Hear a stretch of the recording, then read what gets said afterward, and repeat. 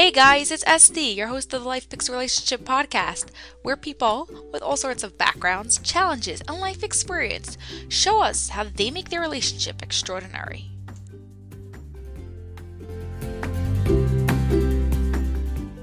Hey guys, hope you're having an awesome day and enjoy the previous episode all about health, whatever that means, and maybe even made some changes, just a tiny little change in the way that you do think to move towards better health.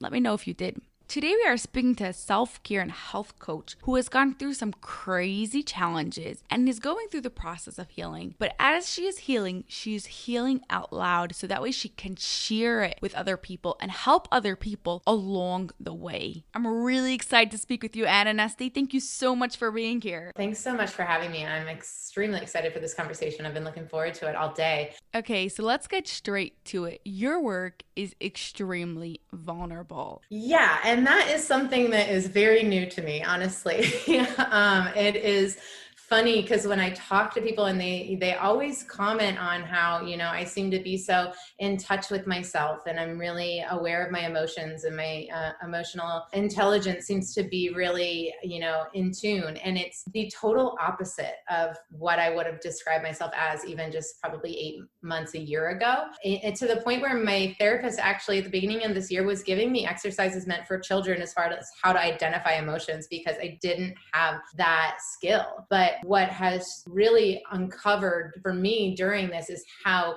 quickly we can learn these things and implement them. And so I get really excited about it, but it does require being really raw and vulnerable. And it's almost like a coming out. You lived your life one way your entire life. People know you as a certain way, especially if you consider yourself to be really put together or identify as a certain way. And then you have to become this totally different person in order to do the change and the work that's needed. And then you have to be brave enough to just be that person in public as well and recognize that it may not match up with how people have kind of perceived you in the past and even how you perceived yourself. But in that vulnerability and that sharing, I attract so many other people that are basically saying, this is what I've been waiting for. I've been waiting for someone to give me permission to do this, to be this way, to say these things and feel these things in public. And that was what I realized was really missing is because we always have that permission. So the need to talk about it more, because the more we talk about it, the more it becomes destigmatized and we realize that these are things that shouldn't have been hidden to begin with. But we do really need to kind of undo all of the limiting self-beliefs and the false identifications that we've built up over our whole life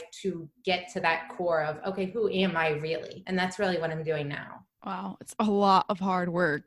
Yeah, you are not kidding. It's definitely the most challenging work I've ever done in my life. And, one of the hardest things about it is that you don't have this physical, tangible thing to show for the work. And I think that can be one of the most discouraging things about it. Like when you make a podcast episode at the end of it, after you do all this editing and you do your recruiting and you have someone to talk to, you have this thing that you can put out there and you can put your name on it and your stamp and you can say, okay, here's what I've been working on for the past few months. And when you do the inner work, you don't have that. You don't have anything that you can put out and say, here, this is how I've been healing. This is why I haven't been talking to my friends and family. This is why I've been struggling or why I haven't been able to show up for work or for my kids. And that can be the most challenging piece of it. But it's also knowing that the thing you're going to have is yourself, your peace, your happiness, your ability to show up in your relationships and with other people and for other people because you've done this really hard work.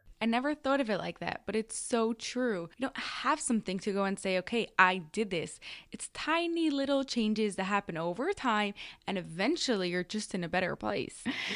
Yeah. The reason I think it's so hard to get into it, to really kind of immerse yourself in it, is for that exact reason, but people don't realize that because you don't really have these kind of benchmarks along the way that you can say, okay, I passed that level. I beat that boss at the end of the video game. And now I get to go into the next thing. It's like, if people are looking at me, I look like the same person, and I'm even most of the time acting like the same person, but I feel totally transformed inside. And that can be really hard to reconcile sometimes. Yeah. Well, I'm sure there's some of our listeners who don't know how to identify their emotions. Do you want to share some of those child exercises your therapist gave you? Yeah, absolutely. So I think the main emotions and the thing that I really started with were negative emotions, because that's what I realized I was avoiding my whole life. And that is kind of why I got to this point where it felt like my life was out of control. My body had physically given up on me. I didn't have control over it or my mind. And so it was just a really dark, hard place. But I got there because I had been avoiding and repressing these negative emotions and thinking that happiness meant that only focused on the good. I have to be seeking joy and excitement and connection and love. Whereas when fear and doubt and guilt and shame would come up, I didn't have any way to put a name to that, or I didn't have any way to say, oh, that's what that feels like, because I had been avoiding it my whole life. So one of the practices that I really started, and actually I entered a program and I found an app called Curable, and it's a community for people that are suffering and working through chronic pain. And one of the meditations was literally just called Identifying Emotions. And it had you sit and just say a word, an emotion to yourself or out loud, and then just sit and notice what happens in your body when you do that. And it's the practice of not judging it, of not saying, oh, that's too scary, that's too hard, but just realizing, oh, if I say fear, all of a sudden I feel something, my heart rate increases, or my stomach tightens. Or if I say shame, there's nothing, I don't experience anything. So it's recognizing that we experience the full spectrum of emotions, but not all at the same time. And I think it's kind of like emotions 101, where the connecting the mind and the body and realizing that they actually work together. They're not separate entities, and that the brain is the thing that sends a signal to your body so you can experience a physical sensation. But you have to kind of reverse engineer it, where we think, oh, if my shoulder hurts, that means that I need to pay attention to my shoulder. There's something wrong with it. I have to, do exercises or ice it or heat it or go to physical therapy. We never really think about the fact of, well, maybe that means that there's a thought that was created that's sending a signal to my body that's producing that physical sensation. So what was that thought? How can I identify where this root started? And then realizing, when you get to kind of a deeper level of what these things mean and what they can really kind of represent is, for instance, your shoulders. What are you bearing? What are you carrying the weight of on your shoulders? What are you feeling like you can't lift off of you? And that's when you start to get into the deeper side of it. But it really starts with just, how does this feel in my body? And what was I thinking when I experienced this sensation? And that can really help to start making those connections that may not exist. So I don't know if you've really done any kind of work with that, or if you have any experience with being able to identify emotions or struggling with it. But for those people who don't have that skill, it can be really scary because you don't have much of a reference. And it just feels like anxiety or pain is kind of your default. And that is where you're living 24/7. And so it's a lot of work to go in and start to make these tiny little separations and identifications. But it's really where the work has to start. Yeah, one of the things I do is called Creative Journal Expressive Arts. It's where you write with the non-dominant hand to access the subconscious and the emotions. Ooh.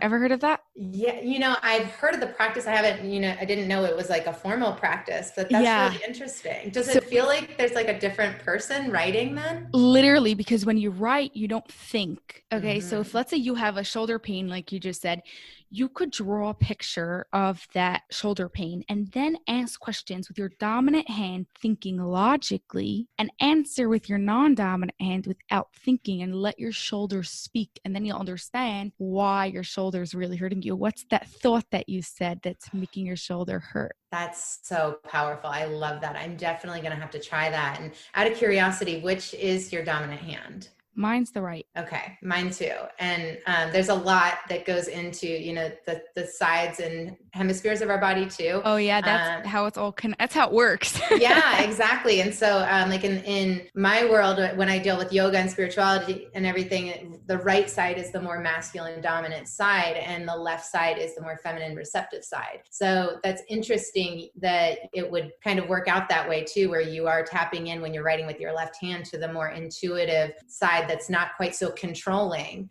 I wonder if that is the same experience for somebody who has a dominant left hand as well. Yeah, so because the right side of the brain is in charge of the left side of the body, and the left side of the brain is in charge of the right side of the body, and that the left side of the brain is the logic stuff like math, reading, Mhm. writing, time, and the right side is all the creative stuff, art, music, drama, and emotions. When you write with your left hand, you go directly there. But anyone who's a lefty, so their non-dominant hand is their right hand, it still works for them because we live in a very logical world.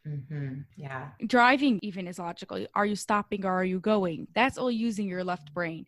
So doing something non-dominant creates new neuron connections and literally just gets straight to the core of what you're looking for. Yeah, I love that. I'm definitely going to have to try that. And I think even just seeing the handwriting that doesn't look like your own would probably have a really empowering impact as far as being able to get out of your head and feeling like your brain is the one creating it and tapping into that subconscious because your handwriting doesn't even look like your own. Yeah, it's really hard for some people because like this is messy. I can't read it. I don't know what's going on. And you're like, then you have to do exercise to shut their inner critic. And Yeah, you're like, that's the point. exactly. Okay. So do you want to share with us some of the challenges that you went through? Yeah, I can absolutely do that. So for me, I have struggled with mental health challenges my entire adult life. I was diagnosed with generalized anxiety about 6 months after I graduated college, and then major depression about a year after that. And then ADHD a few years after that. It's like, let's just take labels and put them on you. Exactly. Yes, that is exactly what it is. And none of them are helpful.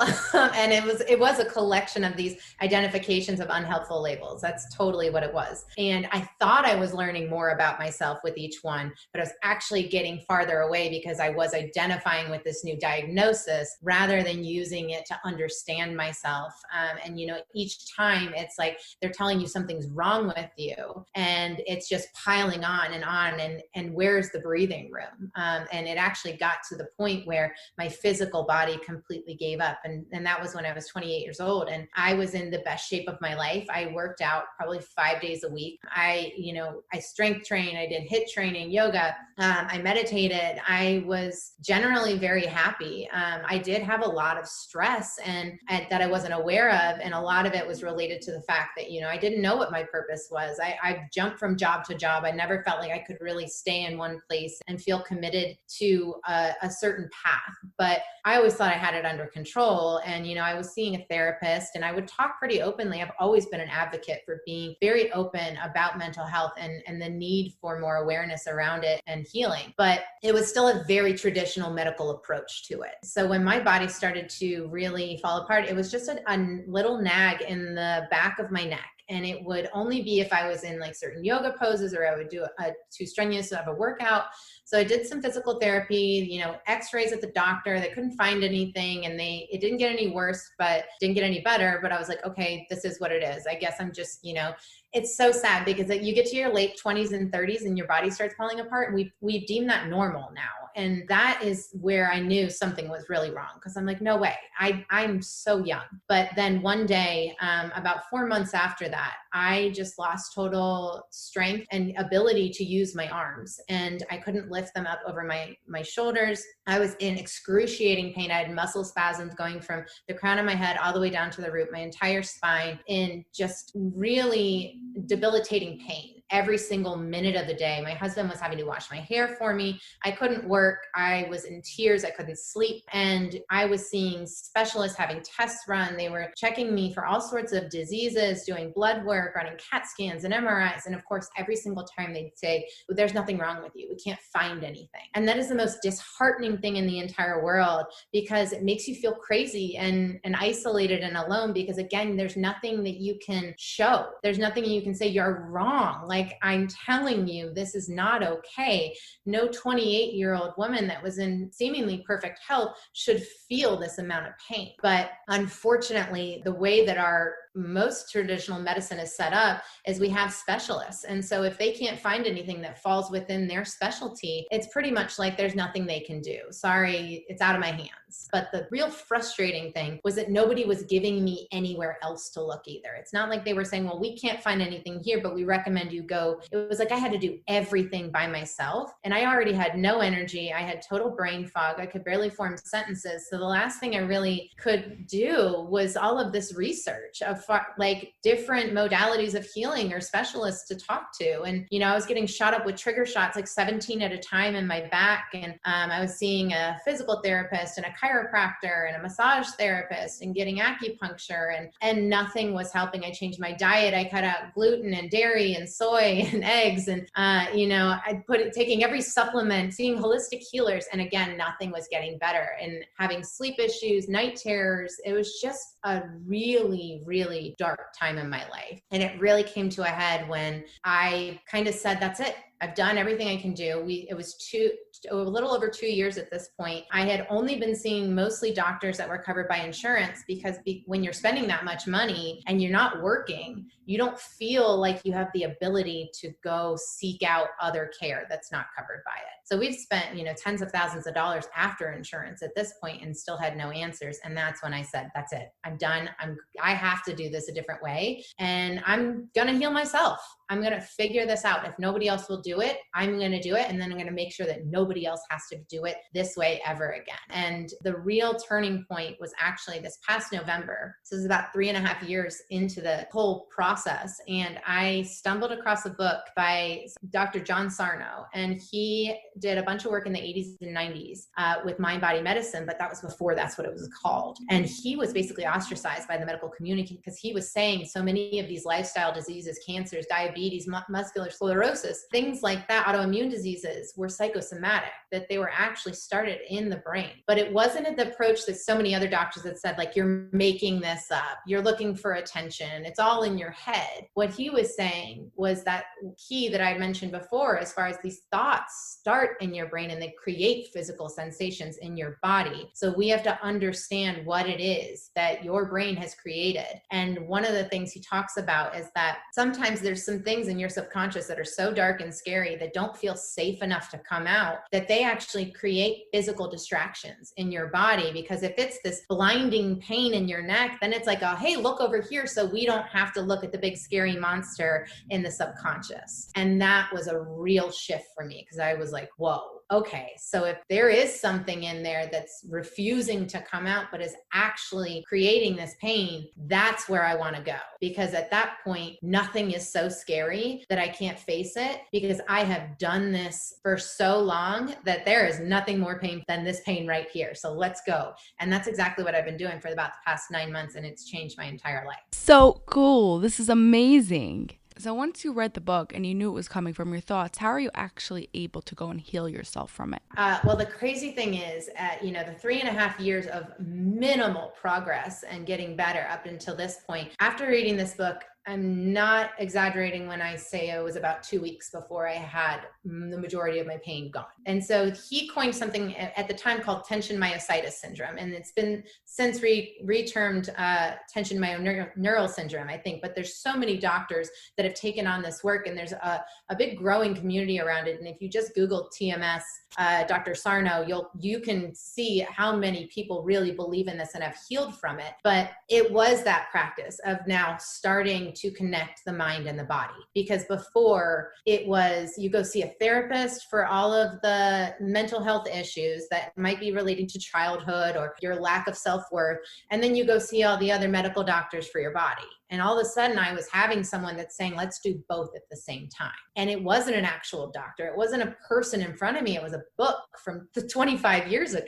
But the first thing I did was went and Googled it. And then I found Curable. And Curable was really new at the time. It was only a couple months old, but it was some of the meditations and the education, the podcasts and talks they have from these doctors that have since continued this work, because Dr. Sarno has since passed on. But it was that association of, okay, well, when you think about this emotion, what comes up? And when you think about where your pain is, does it move? Is it static? Is it dynamic? Is it acute? Is it dull and underlying, or is it really in your face? And so really starting to kind of look at the nuances of the pain and also what's happening in your life, and then kind of playing back memories. And it's like, when you do, what do you experience? Can you feel your heart? Can you feel muscles tightening? And what I came to realize is that I had totally dissociated from my body. I mean, I practice yoga regularly and I would meditate, but I couldn't identify sensations within my body. I couldn't say, okay, pay attention to what my toes feel like,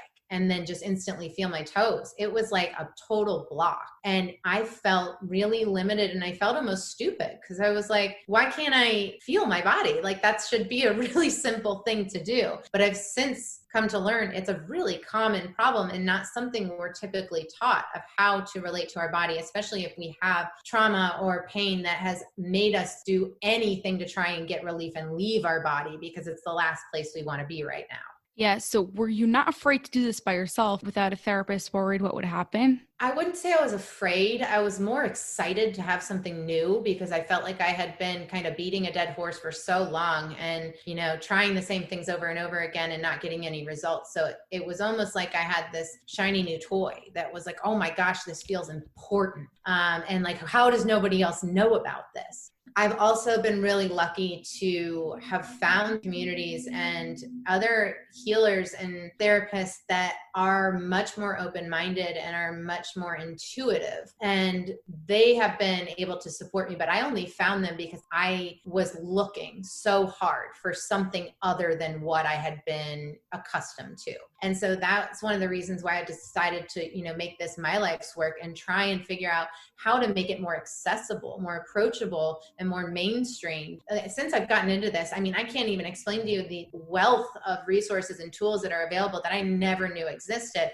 and no one tells you about. So it is scary when you feel like you're doing it by yourself, but that's the one thing that I really want to get across, is that you never have to do it by yourself, but it is something that I wish it was a little bit easier to find these resources. And that's what I'm working to try and rectify, is that it should be not only accessible, but affordable, because I don't believe that help and relief should be limited to people who can afford it. I'm always eager to talk to other people that are in this space and see how can we work together to let people know that they aren't alone, that there are options available to them, and that they are easier to come by than they think. They just have to look in a place that they may not have been looking before. Yeah. So I hope that people listening will be able to now go and reach out to you and get that community that they need. Yeah, I hope so too. I'm always eager to talk to people and, and just, if it's not share my story, it's just share hope.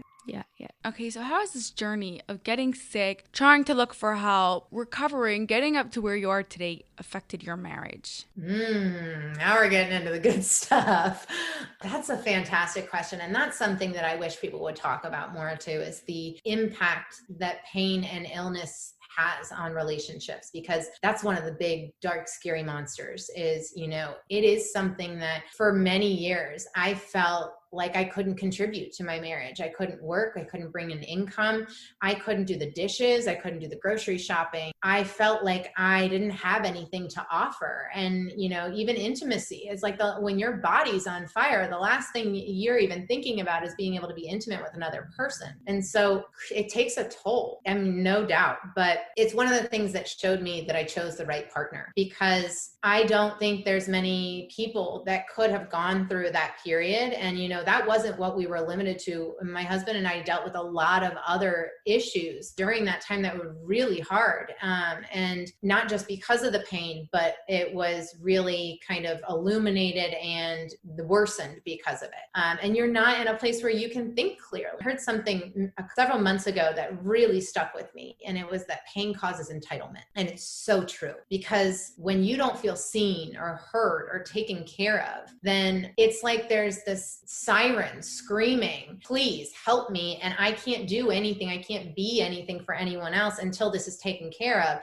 So I need everybody to pay attention, because we got to fix this. So then I can go out and help other people. But it also creates rifts, because you can't be there for somebody when they need a shoulder to cry on, when you can't take on any more pain. And you can't, help people sort through their own issues when you feel like you don't have a handle on your own. So that's something my husband and I had to work on a lot. But one thing I'm really grateful for is we've both been very open to receiving help our whole lives. And that, we've seen a therapist, and it was always one of those things where our friends like, oh my gosh, y'all are in therapy? Like, I thought you had such a great marriage. And it's like, yeah, we do, because we go to therapy. Like, and it's that, unfortunately in our culture, it's, therapy and getting help is like the last resort. And it's only when we've tried everything else, then let's go tell other people, because we don't want to air our dirty laundry. But really, we look at it as preventative maintenance. It's a non-biased third party that can see things outside of your perspective of pain and entitlement and discomfort, and just help you shine the light on what needs to be focused on and how you can come together. And that's really all we have ever done, is how do we meet in the middle? And it may not be that we each give 50% and we meet directly in the middle. Maybe one of us has to give 90 and the other one can only give 10, but we know at some point those roles are going to be reversed, and we're always willing to do that. It's just recognizing that at different times in our relationship, one of us might have to take on a little bit more of the responsibility, and then just know that that favor will be returned if ever needed. And it likely will be, because it's a long life and we're planning on spending it all together. Wow. So how has your husband been able to deal with all of it? I mean, maybe it's a question to ask him, but you know him, so maybe you could answer. He's amazing in the way that he is so receptive, and he's so understanding of the things that I need to do, because he's watched me do this, and he's seen that I know myself, and I now trust myself so much that he doesn't have to doubt it. If there's something that comes up that I am now insistent on, before it was like this desperate, I need you to be okay with this. I need to justify why we have to spend this money. I need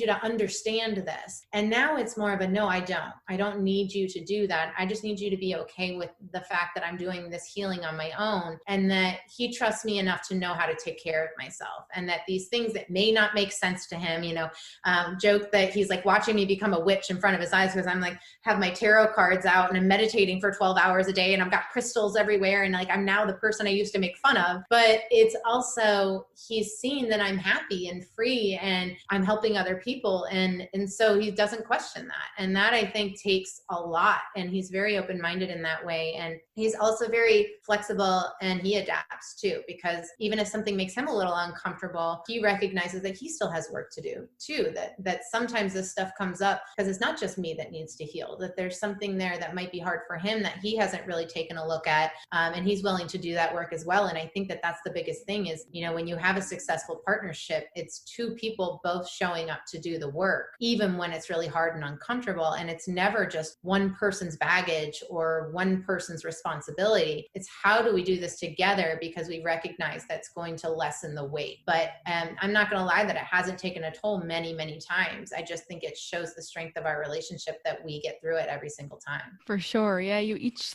give each other space and let each other be, but at the same time, take responsibility for what you have to do and work through it and grow together. Yeah. And I'm not sure if you're familiar with Brene Brown and some of her work, but one of the things that, of course, right? Like, if you're not, anyone listening, like, stop this and go watch her special on Netflix. But one of the things that she shared on her very first podcast episode was this idea, kind of that, what I was talking about before, it might not be 50-50. One person might have to take a little bit more. She shared an exercise her and her husband do, which is asking, where are we at? And it's this idea of the percentage, like, what do we have in the tank? And instead of it thinking that each person has to bring 100% to the table, it's more that the family unit has to be at 100%. And so if I only have 30% in me, then he only has 50% in me, then that means that we're at 80%. We got to figure out how to make up that extra 20%. And that's a lot easier to do than me thinking I'm at 30% and I've got to make up 70%. So it's recognizing that dynamic changes. You're not always going to be at 100%. You're not always going to be at 50%, but these relationships aren't 50-50 to begin with. And he kind of tries to, shortcut it, and he'll ask me what I'm at first so he can try and do the math and make it up to get to 100. I'm like, no, that's not how this works. Such like, write it down on a paper first, and then we're going to show them. Exactly. I'm like, no, you go first, because I will always be honest. But I did love that approach to it, because it showed that, like, you're allowed to be at less than 100, at less than 50 sometimes, but you still need to work together to figure out how to make up that gap. Wow, yeah, that's really interesting. Okay, now before you go, what's the best relationship advice you could give to our listeners? I think it is practicing unconditional love. And it's that idea that you don't need somebody to give you something or be something specific in order to love them freely. And that is the hardest practice in the entire world, because it's that thing of saying that if I'm honest, if I'm vulnerable and it's not received, if I don't feel accepted or seen, I'm going to love you anyways. And it's not this condition of, I need you to, show up fully, be totally present and healthy and happy in order for me to be the same way. I think it's also just that it's always hard work. But I think that if you're honest, not tiptoeing around certain things because it's uncomfortable, like everything's going to be uncomfortable, but it's going to be way more uncomfortable if it gets to the point where it feels like it's gotten so out of control that you don't even know how to bring up the topic. So if you can just say, okay, like for me, I usually, if I have something really hard to talk about that I don't even know how to talk to him or how to bring it up, I'll say a couple days in advance, like, hey, just so you know, I've got something on my mind. I've got something really difficult I want to talk to you about, but I'm not quite ready to talk about it yet. And that gives me time to figure out how I'm going to say it. It gives him time to prepare for how he's going to receive it, but there's not this awkward tension of there's something being unsaid here. And so I think that is really the key, is give yourself time and space and patience, but find a way to bring these things up in a way that it's going to be received really naturally and lovingly, rather than in the heat of the moment, because I can't take this anymore and you just did something that pissed me off and now I'm going to use this thing that's been stewing for 6 weeks to add fuel to the fire, instead of it just being like, okay, now we're sitting on the front porch, we're having a cocktail, I'm ready to talk, and we're both in a more calm way. And then it doesn't seem like such a big deal. It's not so scary anymore, and we're both there and we know we're going to get through it. And so I think that kind of buffer of just knowing, like, it's okay if you're not ready to talk, but just let them know there's something you want to talk about, and then give them the opportunity to do the work to be ready to receive it. Yeah, that's a really interesting one. I like that. And guys, if you are in any sort of chronic pain, any sort of just lost situation, not sure who to go to, going from specialist to specialist, you will want to reach out to Anna and Nyeste.com or on Instagram, Anna Nyeste. Links will be in the show notes. I believe that everyone that comes to me that I'm attracting for a reason, because I'm supposed to get something out of it too. I believe in equal shared value experiences, and the fact that, a lot of times when you are in a space where you feel like a burden, you feel like you don't want to put that weight you're carrying on anyone else. You feel like you can't ask for help because you have nothing to give in return. And so that's something I really want to share, is please ask for help, because that is something that I get so much from. Please do not hesitate to find people. There are so many people out there that are eager to help and never expect anything in return other than just to show up and do the work. Thank you so much for being here. I really enjoyed talking to you. Yeah, thank you so much for having me. This is a blast, and I hope we get to do it again sometime. We will, maybe together with your husband.